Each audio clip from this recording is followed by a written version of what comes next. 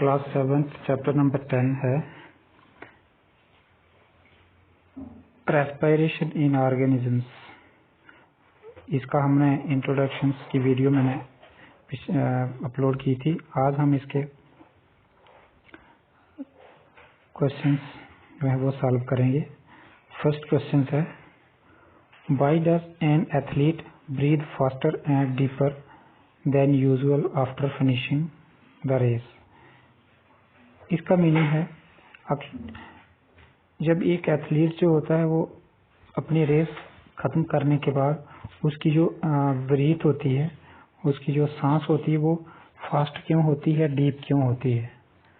तो an athlete needs to supply extra energy to his muscle cells which have worked hard during running.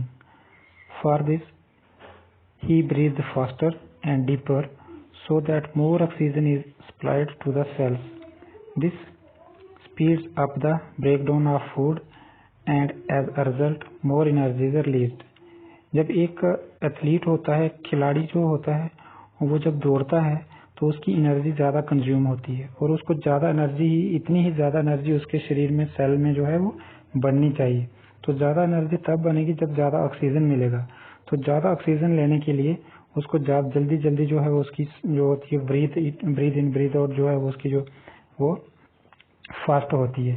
तो इसीलिए एक जो athlete है वो जब वो रनिंग कर रहा है या रनिंग के बाद हम देखते हैं कि उसकी जो है ब्रीदिंग जो होती है उसकी जो वो फास्ट और डीप होती है, ताकि ज़्यादा से ज़्यादा ऑक्सीजन उसकी बॉडी को मिले और बॉडी में जो सेल्स हैं वो ज़्यादा वहाँ पे एनर्जी जो है वो प्रोड्यूस हो। क्वेश्चन नंबर 2 देखते हैं, list the similarities and differences between aerobic and anaerobic respiration.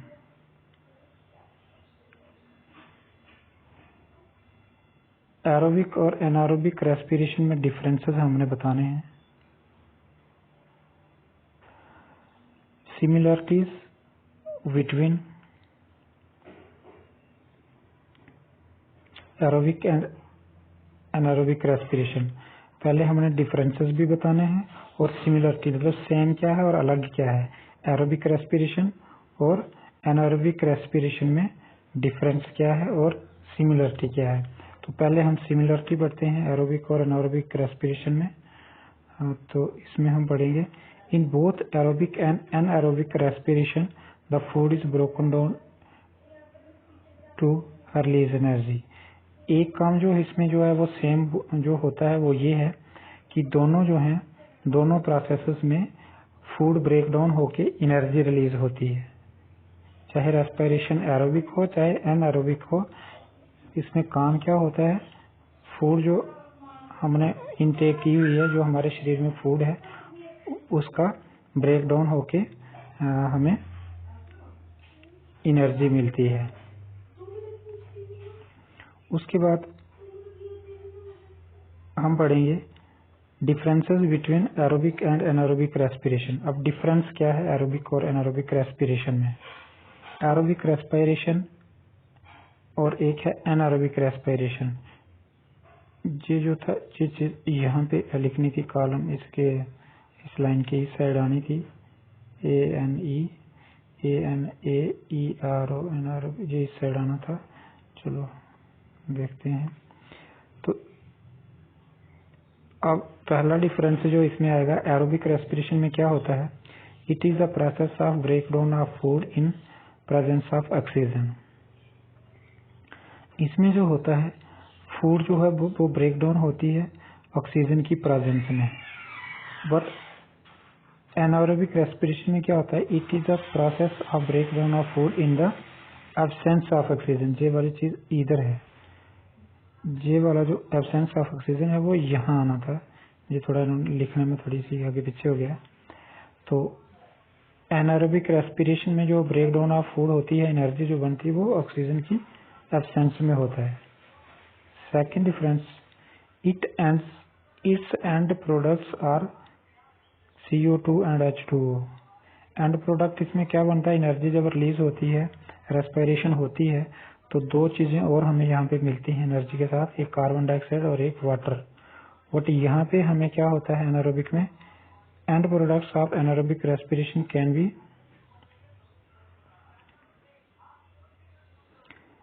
B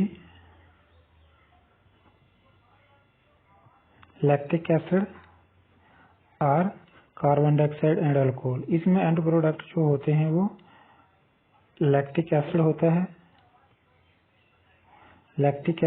है, या कार्बन डाइऑक्साइड और अल्कोहल होता है इसमें एंड प्रोडक्ट जो है। थर्ड जो डिफरेंस यहाँ पे हमें दिया है, it takes longer time to release energy. Energy को रिलीज करने में यहाँ पे बहुत सारा टाइम लगता है।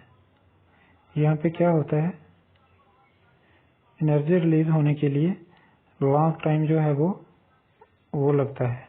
मतलब एनर्जी रिलीज होने के लिए it takes longer time to release energy. Energy release करने के लिए यहाँ पे ज्यादा टाइम लगता है। It is fast process as compare to the aerobic respiration. लेकिन ये जो प्रोसेस है ये थोड़ी फास्ट है, एरोबिक रेस्पिरेशन से ये थोड़ी फास्ट है। इसमें एनर्जी रिलीज होने में टाइम कम लगता है यहाँ पे। It produces large amount of energy, और यहाँ पे जो एनर्जी है वो लार्ज अमाउंट में बहुत ज्यादा एनर्जी प्रोड्यूस होती है।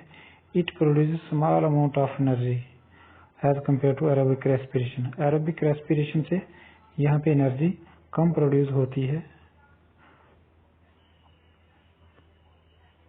नेक्स्ट है, it occurs in the most plants. मतलब ये एग्जांपल दिया हुआ है, जैसे ये प्लांट्स में होता है, एनिमल्स में होता है, बट ये जो जीस्ट, बैक्टीरिया और ह्यूमन मसल सेल्स में होता है।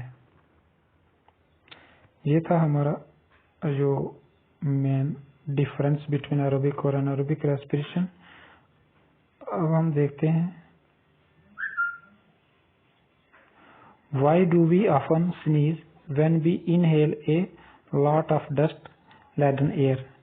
कई बार हमें जो ना हमारे नोज में, नॉस्ट्रिल्स में थोड़ी खराश सी होती है और हमें स्नीजिंग हो जाती है जब हमारी हवा जो होती है उसमें डस्ट पार्टिकल होते हैं।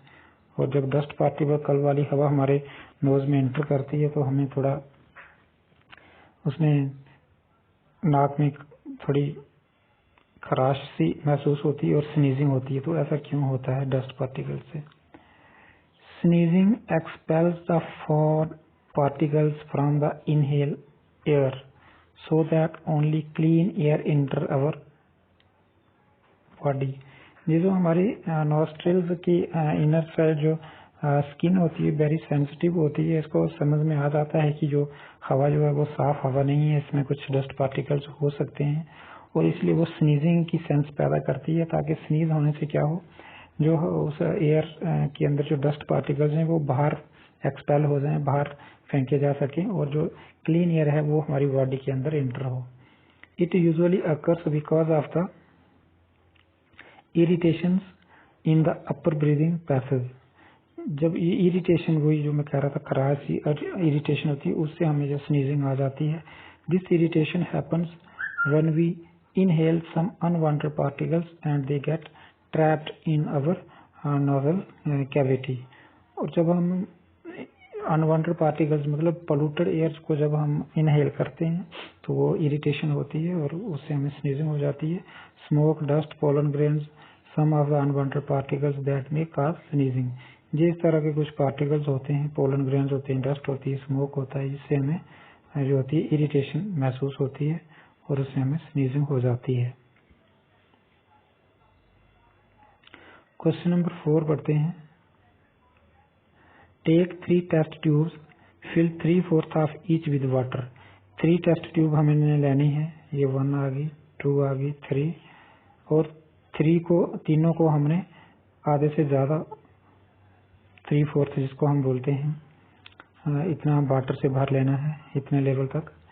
Level them A B C, इनका नाम रख लिया, ए, जे, बी और जे, सी ट्यूब का नाम रख लिया। Keep a snail in test tube A, a water plant in the test tube V,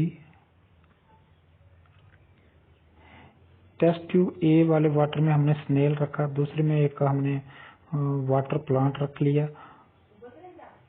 and in C keep snail and plant both, और इसमें हमने स्नेल और प्लांट दोनों रख दिए। Which test tube would have the highest concentration of CO2, तो कौन सी टेस्ट ट्यूब में ज्यादा कार्बन डाइऑक्साइड होगी?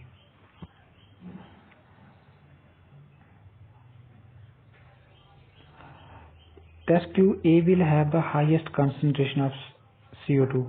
ये देखिए जो टेस्ट ट्यूब A है इसमें CO2 ज्यादा होगी। This is because test tube A contains snail, क्योंकि इसमें स्नेल डाली हुई है। Snail is an organism that breathe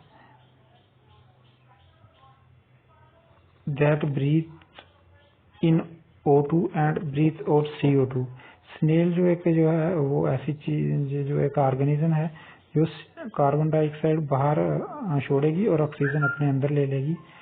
तो ऑक्सीजन को वो लेती जाएगी लेकिन CO2 को बाहर छोड़ेगी, तो यहाँ पे CO2 ही सिर्फ प्रोड्यूस हो रहा है। तो कंसंट्रेशन ऑफ CO2 इसमें ज्यादा होगा।